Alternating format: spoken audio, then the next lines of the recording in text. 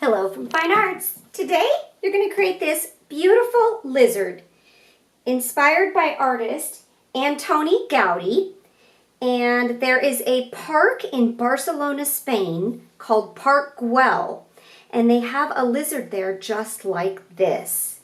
And you get to decide today what colors you want to use. Now this first example I did cool colors, and they make us feel cool because they remind us of things like grass and water and think of being cold.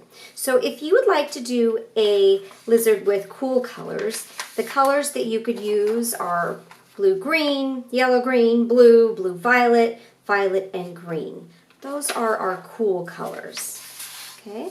Or maybe you want to do a lizard that is warm colors. So take a look. Our warm colors make us feel warm because they remind us of things like fire and sun.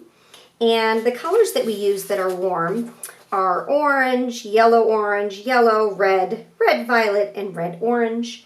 So today you get to decide how you're going to create your lizard and what you want to do. Or maybe you want your lizard to be multicolored. It's totally up to you. The first thing that we're going to do is look at our drawing guide. So our drawing guide has information about Antoni Gaudi. He was a Spanish architect from 1852 to 1926, born on June 25th. He was born in Catatonia, Spain, and his style is called Gothic architecture, and he's famous for mosaic designs. And a fun fact is Gaudi was interested in plants and animals, and this influenced his designs in Barcelona, Spain.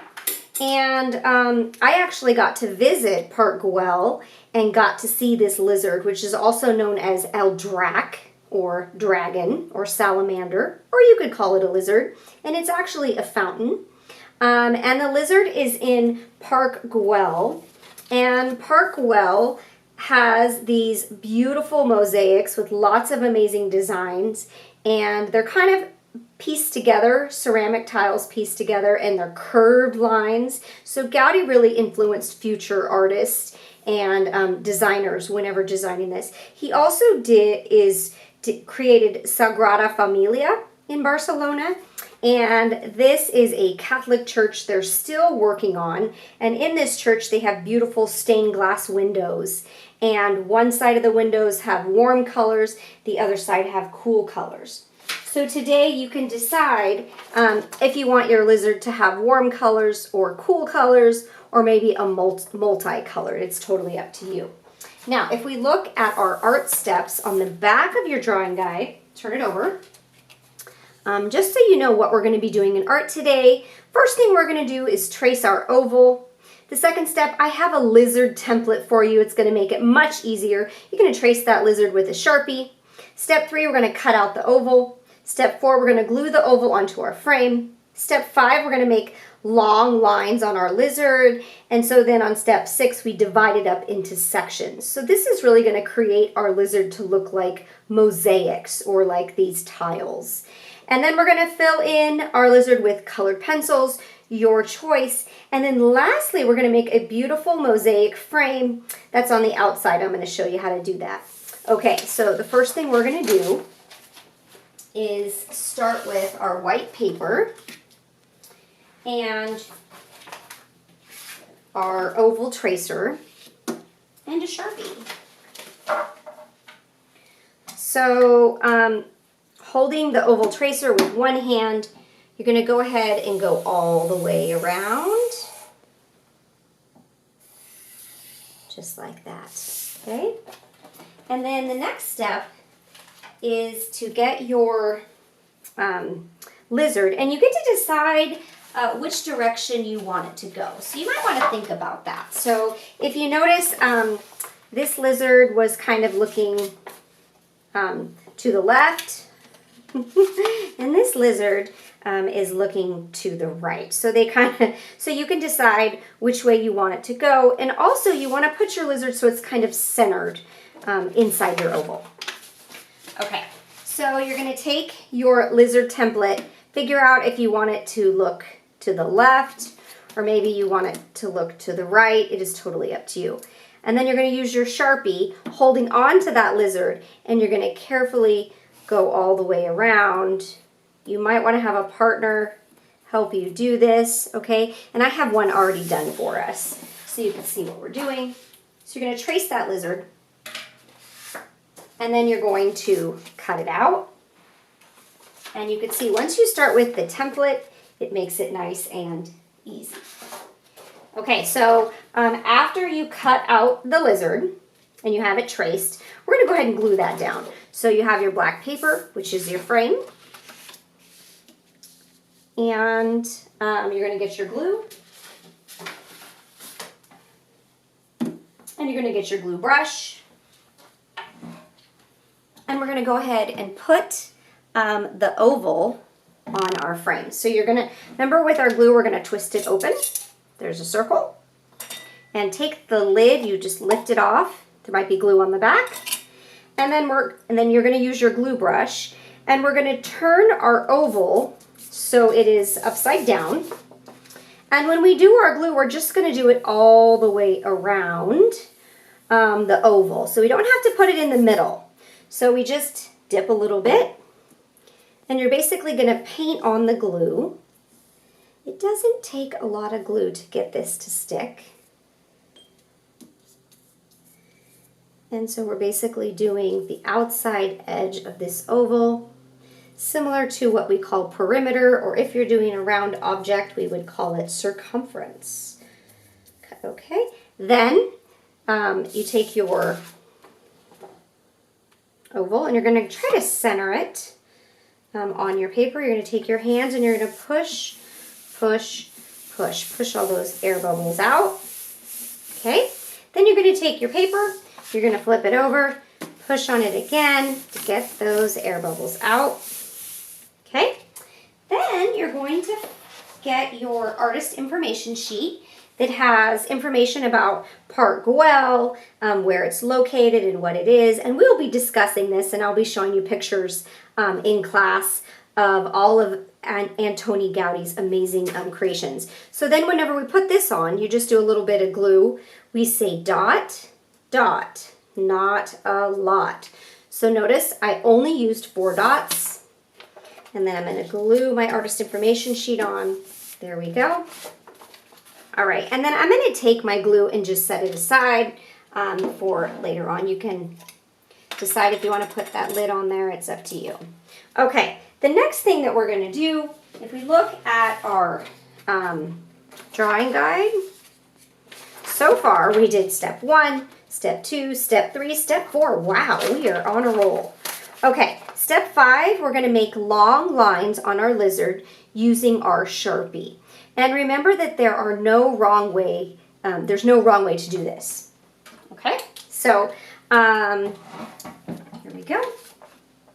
So I just kind of started in the middle where the nose is, and well, you could just do a few little curved lines just to kind of get yourself warmed up.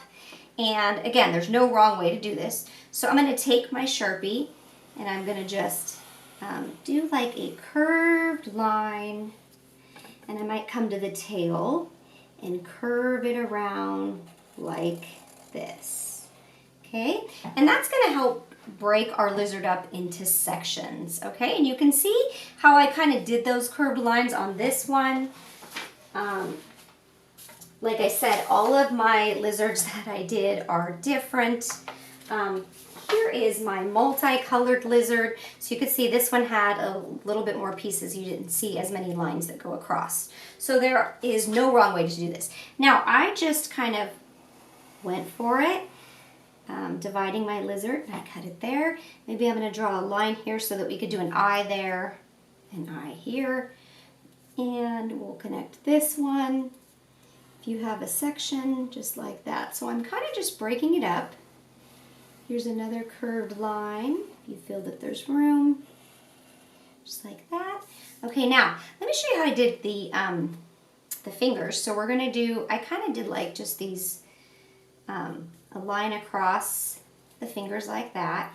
And then for the rest of them, I did a dot in the middle, and then I took the dot and I kind of took lines and connected it out to each section, kind of like that. And if you wanted to add another line, breaking your lizard into sections. And we could do this one. So again, just take your time. Let's see, oh, maybe I have room for one more here. Okay, so let me show you that again. So I put little lines, or I guess I'm calling them the fingers. You could do another little line if you want to. And then I did a dot in the middle, and then I kind of connected that dot to different sections. Maybe there's another line here. So I'm basically randomly making lines, and you can kind of go, you can do wavy ones, and you could go across. Like I said, there's no wrong way to do this. Just have fun with it. So you're basically going to divide your lizard up into sections. And because Gaudi created Park Guell with curved lines, it was much different during the time period. Most tile jobs were done with just straight lines, with squares and rectangles, and it was really unheard of that they created a park with so many curved lines. And so I'm trying to get this as curved as possible. And, oh, I wanted to show you, I did bring this back home from Park Guell because I love owls, and you could see all the little different sections of tiles. So this is a little replica of a mosaic, and I got an owl because I love owls. I wish I would have got a lizard, but oh well, we're going to draw one. We're going to create one inspired by this amazing Spanish architect who designed lots of amazing things.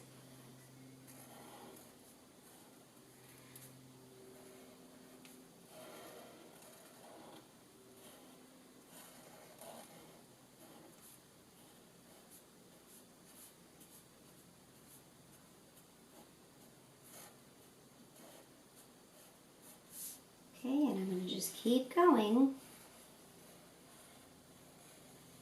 And notice my lines are curvy or wavy.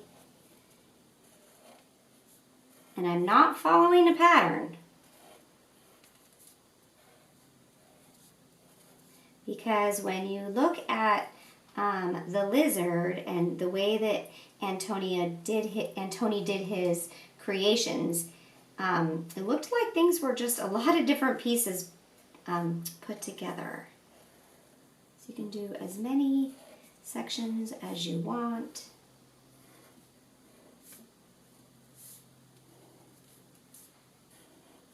Okay, we're going to make it look like mosaic. Okay, I think that's probably pretty good. Perfect. Okay, now you're going to put the cap back on your Sharpie. And then you get to decide what colors to do for your lizard. And again, I did cool colors for this one, warm colors for this one, and then my other example has multicolored. So you're going to be using colored pencils in class today. And when you get your colored pencils, we're using the best of the best Prismacolor. So there are lots of different tins, and they have different covers. And the covers don't really mean anything because the colored pencils have been mixed up. So you will get your own tin of Prismacolor colored pencils. If you have colors that you want that you don't have in these tins, then you can trade with somebody around you or ask me, and I will get you what you need. Okay, so I'm going to show you my Prismacolor. Oh, this makes me so happy. Look at those beautiful rainbow colors. So amazing. Okay, so I'm going to just show you a few techniques. I think I'm going to stick with this one, which is cool colors. And remember, think of being cold. What color are you when you're near snow? Cool colors would be our greens, blues, turquoise, purples, all those beautiful fun colors. All right, so I'm just going to grab some green. And when I did this, I picked up one colored pencil and I colored in I actually just did it really randomly. Colored in sections. I didn't really follow a pattern. And you'll also have a pencil sharpener if you need to sharpen your colored pencils. And so like this is a dark forest green. Okay, so I would just do random sections of this beautiful color. Oh, it's called peacock green. Beautiful. All right, then another color is maybe a different shade of green. So I'd pick up a lighter one. And with these Prismacolors, you kind of have to press hard to get the dark colors. You're just going to do it where you color every little piece, whatever colors you want. And you're going to take your time, go nice and slow. Maybe I want to do the eyes. So the other cool thing about Prismacolors is that your colors can blend on top of each other if you wanted to, if you have time. So what I mean by that is if I take, let's say I take this yellow. Ooh, this is like a fluorescent yellow. If I take this yellow right here, and let's say I'm going to mix it with blue. Okay, yellow and blue make green. So it's changing the shade of that blue. So you can overlap colors. You can see that shade is much different than this blue. Okay, so it is totally up to you how you want to do it. So we're going to go ahead and color this in any way you want. Okay, and that is, let's see, that is step 7. Fill in with colored pencils. All right. The last step is to make a mosaic frame. So I'm going to show you how to do that. So let me just put these away. Okay. And to make the frame, I have one already set up, ready to go. So that way you can see it. So for your frame, you're going to think about what colors did you use. And you're going to go get those colors of construction paper and scissors. Okay, so my lizard here has a multitude of colors, so I have a whole bunch of colors. And you're just going to cut them up into piles with your scissors. And there's no wrong way to do this. And so when I did this, I just cut it up. Maybe I came across and just cut a whole bunch of really cool pieces. And so here we go. Okay, so there's my pile of red. Maybe I'll go in rainbow order. Here we go. Here's my pile of orange. Okay. And I need a little pile of yellow. So you can see that I'm just kind of cutting it up however you want to do it. And a little bit of green. And maybe you did your lizard with complementary colors. Complementary colors like orange and blue, yellow and purple, or red and green. Whatever colors you used, I will have lots of colors in class for you to choose from. Lots of choices for colored pencils, lots of choices for construction paper. So you can do your lizard your favorite color. All right. Now, when I went to La Sagrada Familia, which was created and designed by Antoni Gaudi, they are still working on it. It's not actually finished. It's supposed to be finished in 2026, and they will have been working on it for 100 years. It will have the record for the longest period of time that they're working on it.